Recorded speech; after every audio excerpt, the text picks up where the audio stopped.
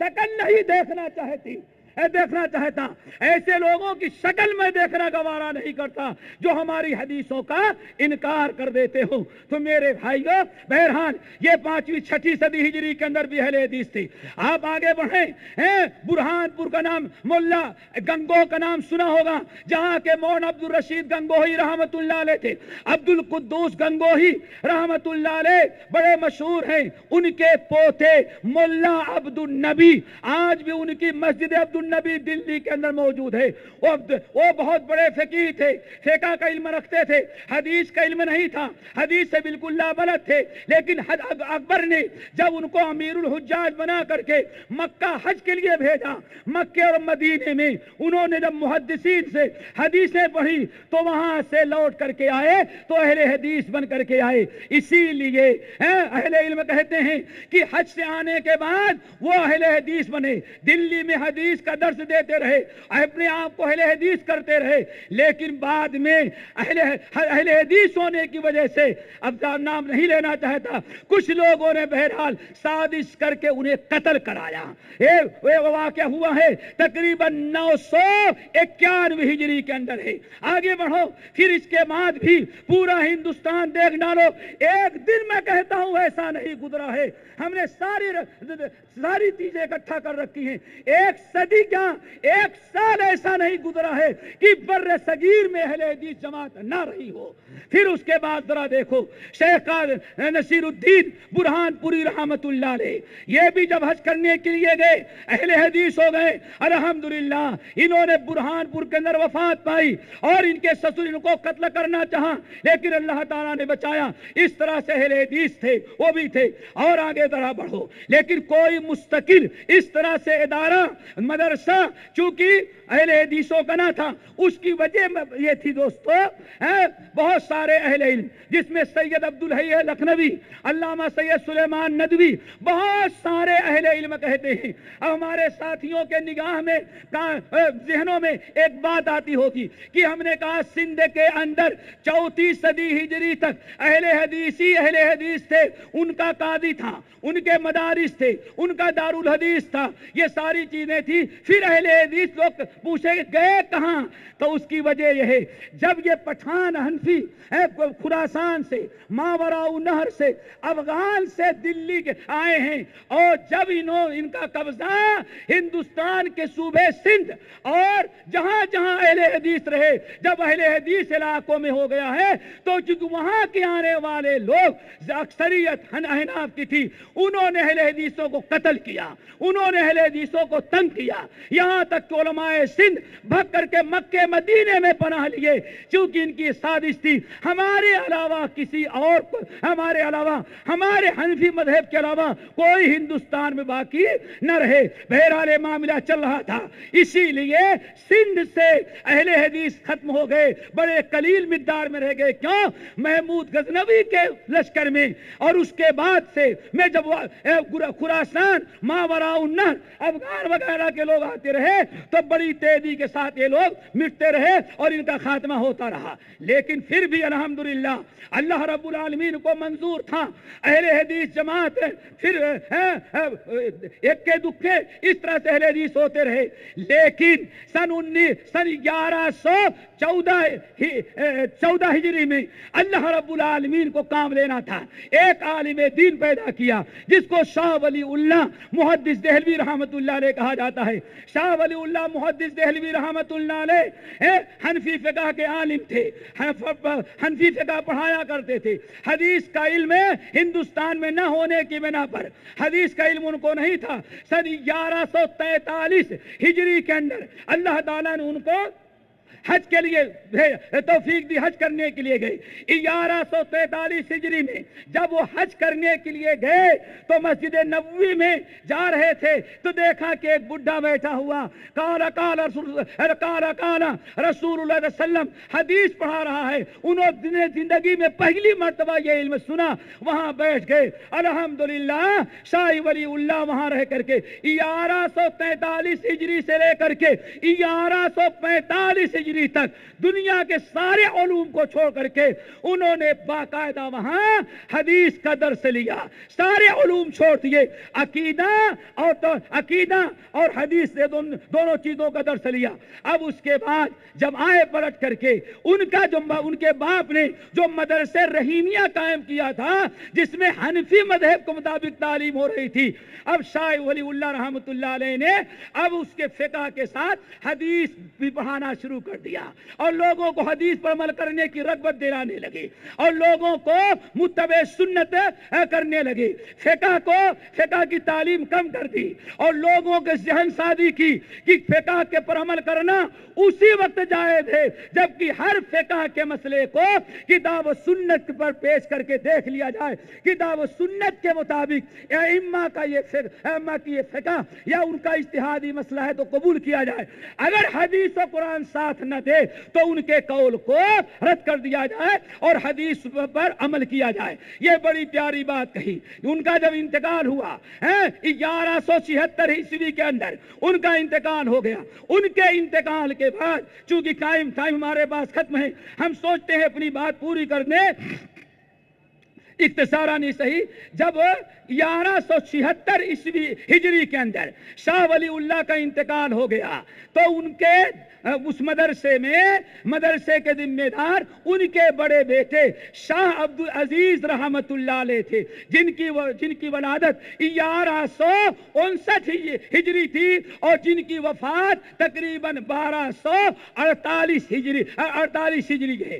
ایک صدی تک، ایک عرصے تک انہوں نے حدیث پڑھایا اور انہوں نے کھل کر کے لوگوں کو اہل حدیث بنایا۔ اب اس مدرسے میں پڑھنے والے اگر حنفی بنتے ہیں تو دوسری طرف لوگ اہل حدیث بن رہے ہیں، یہاں تک کہ شاہ عبد العزیز محدث دہلوی رحمت اللہ علیہ کے گھر میں 3 اہل حدیث عالم تین عالم اہل حدیث ہو گئے۔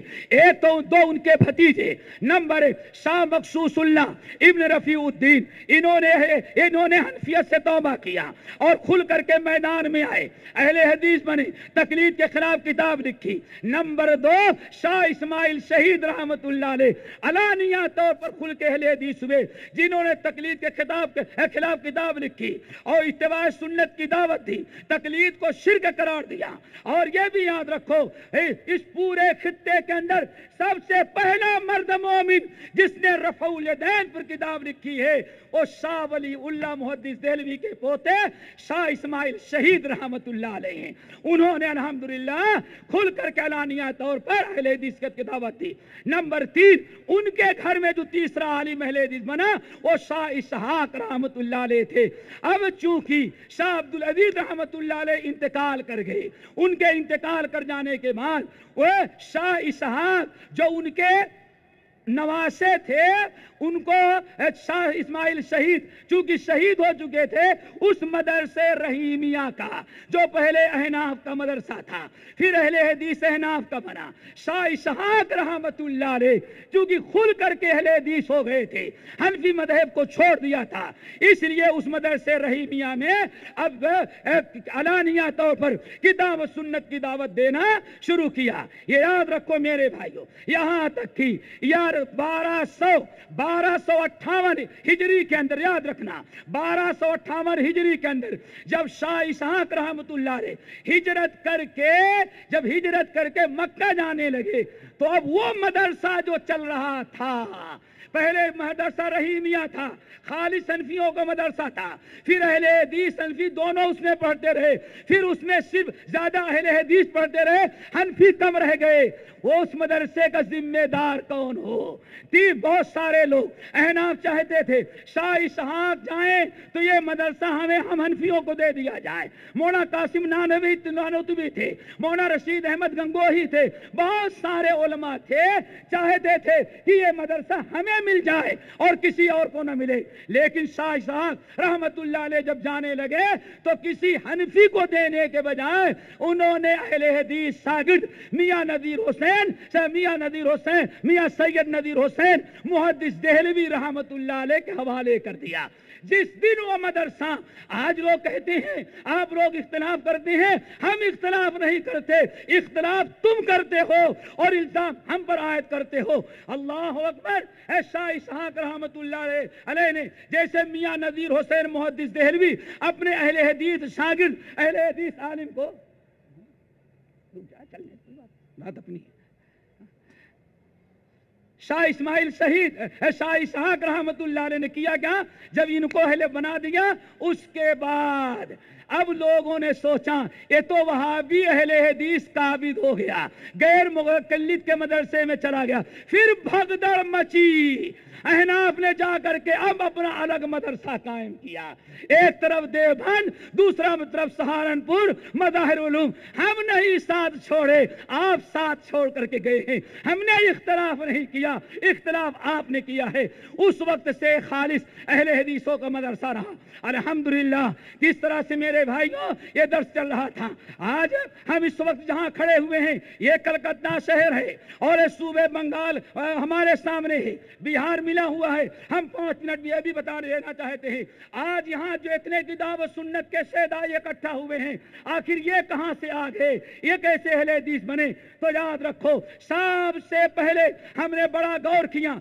3 वजहों से, कलकत्ता, बंगाल और बंगाल से मिले हुए सूबे बिहार में 3 वजहों से अहले हदीस, तीन असबाब थे जिसकी वजह से पूरे इलाके में अहले हदीस आए। नंबर 1 याद रखो, हर तकरीब 1221 हिजरी के अंदर, ये तारीख याद रखना, 1221 हिजरी के अंदर शाह इस्माइल शहीद, सैयद अहमद शहीद, ये सारे लोग हैं जब हज करने के लिए जा रहे थे, कलकत्ता तक आए गंगा के जरिए।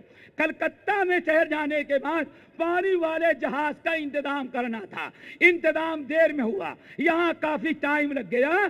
तो जो सैयद अहमद शहीद और शाह इस्माइल शहीद का जो गिरोह वक्त जा रहा था हाजियों में, इनमें अहले हदीस लोग भी थे और एक अहले हदीस आलिम थे अब्दुल हक मुहद्दिस बनारसी रहमतुल्लाह अलैह। यहाँ कलकत्ता में तकरीबन 1281 हिजरी के अंदर यहाँ जो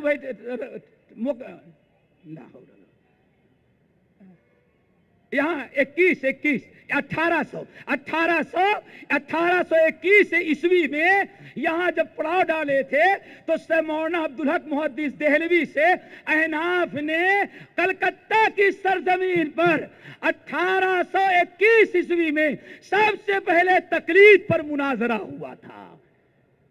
इस सरजमीन कलकत्ता पर सबसे पहले हुआ, अल्हम्दुलिल्लाह।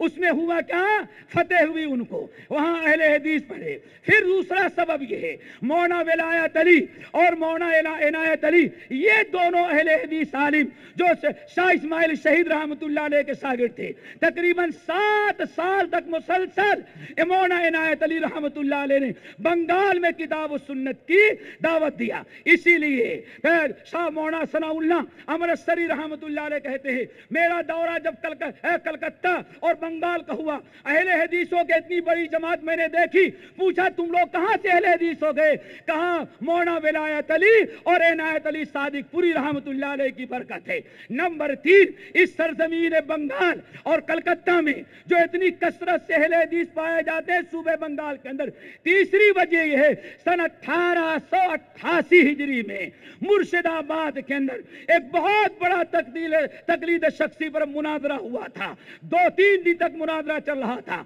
100 आलिम देवबंदियों के थे और मुनासिर, और एक आलिम अहले हदीस था हाफिज अब्दुल अजीज रहीमाबादी रहमतुल्लाह अलैह, जो बराबर मुकाबला कर रहे थे। आखिरकार आखिरी दिन जो था, उनका आखिरी मौलवी फसअलू अहल ज़िक्र इन कुंतुम ला तालमून की दलील पेश किया। रहीमाबादी रहमतुल्लाह अलैह ने लफ्ज फा पर उसको शिकस्त दिया और उनके यहाँ जब तकलीद के मामले में मुर्शिदाबाद में देवबंदियों को, हनफियों को शिकस्त हो गई, उसकी वजह से इस पूरे बंगाल के खित्ते में बड़ी तेजी के साथ अहले हदीस हुए। दोस्तों, ये 3 असबाब हैं। वक्त खत्म हुआ, बार बार चिट्ठी आ रही है, अब हमको भी शर्म आती है कि इससे ज्यादा आपका वक्त लें, वरना आइंदा बुलाएंगे नहीं मौलवी साहब। लेकिन एक चौथा सबब और बता दें, یہ ہمارے نوجوان جو ہیں ان کا اخلاص، ان کا صبر، ان کا استقامت، ان کی استقامت الحمدللہ چوتھا سبب ہے جس کی بنا پر اہل حدیث ہیں اور آئندہ انشاءاللہ بڑھتے رہیں گے۔ ہم تمام اپنے نوجوان ساتھیوں سے اپیل کریں گے یہ آپ قربانی دیں، جان کی، مال کی، وقت کی، ہر اعتبار سے قربانی دے کر کے پورے خطے میں کتاب و سنت کو عام کرو میرے بھائیوں۔ اٹھ کی اب بزم جہاں کا اور ہی انداز ہے، مشرق و مغرب میں تیرے دور کا انداز ہے۔